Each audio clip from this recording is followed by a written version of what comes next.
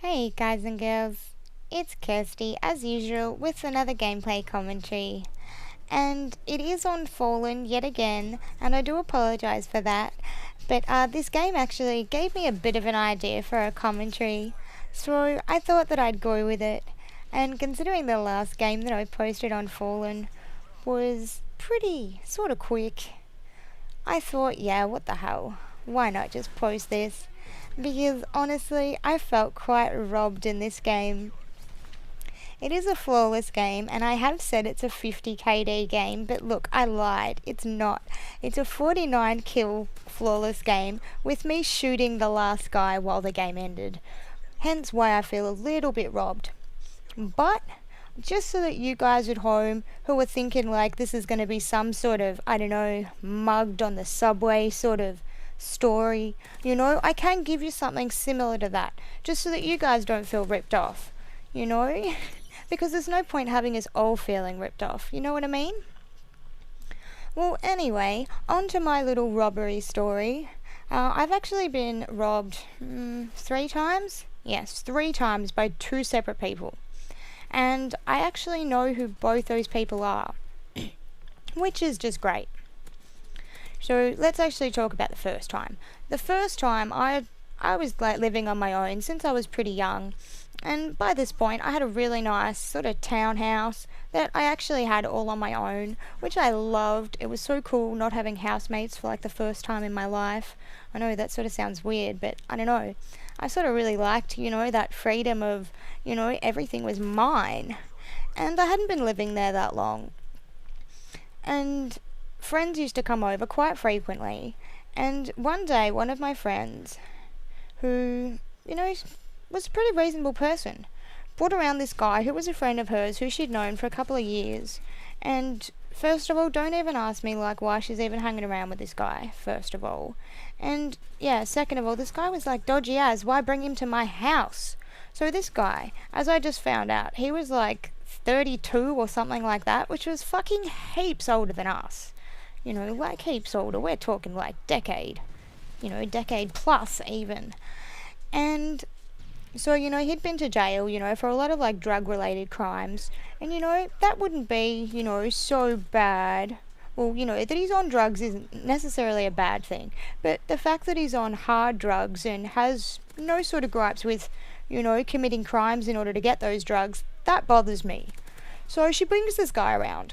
And, you know, he was all nice and everything like that, but I don't know, you just couldn't really trust him from the start. But, well, fuck, she'd already brought him around to my house, so at this point I figured, well, I may as well just play it safe and be nice to this guy. You know what I mean? Because he already knows where I live.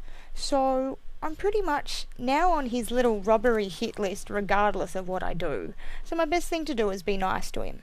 Well, let's just say this guy turned out to be an absolute motherfucking leech, and I could not get rid of him. He would sleep on my couch constantly, like, I mean fucking constantly. He'd eat my food, he'd use my power. He was just a total fucking leech, you know what I mean? Except me being nice little me and being quite young at the time, not really being anywhere near as assertive as what I consider myself now, I just couldn't get rid of him. You know, I didn't really know what to do other than, you know, get really nasty. And with this guy getting really nasty, I figured wasn't gonna work. So, you know, I just kept playing it nice and, you know, kept letting this guy sleep on my couch. Until one day, I was at work. I work a lot of night shifts. So, you know, being away all night pretty much gave him free reign of my house. But, you know, there wasn't nothing I could do about it. You know, I pretty much knew that this guy could get into my house regardless of the security system. He was essentially a professional thief. So, get back from work in the morning, and what do you know, my video camera and my camera's missing. So, you know, not a big deal. You know, I'm insured, so I'm not, you know, too stressed. I had a pretty damn good idea who did it too.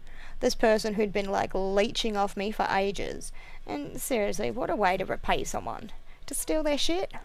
So, rest of the story is, I get my stuff back from the insurance company. Well, I hadn't even finished getting all my stuff back by the time that he robs me again.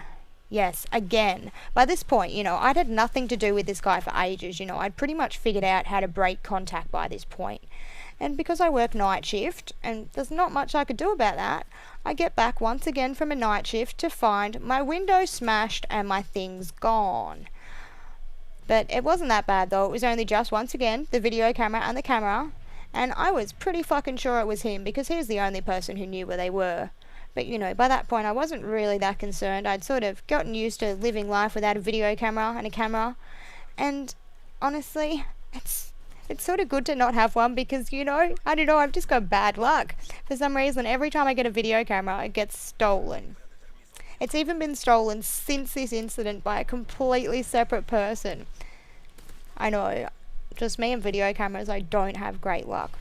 So anyway, back to the story about this junkie leech who was living with me. Like, well, he wasn't living with me at this point. This was, you know, the great thing about it. I'd have nothing to do with this guy since the first robbery. Except, what am I meant to do if I can't get away from someone and they're going to keep continually robbing my house?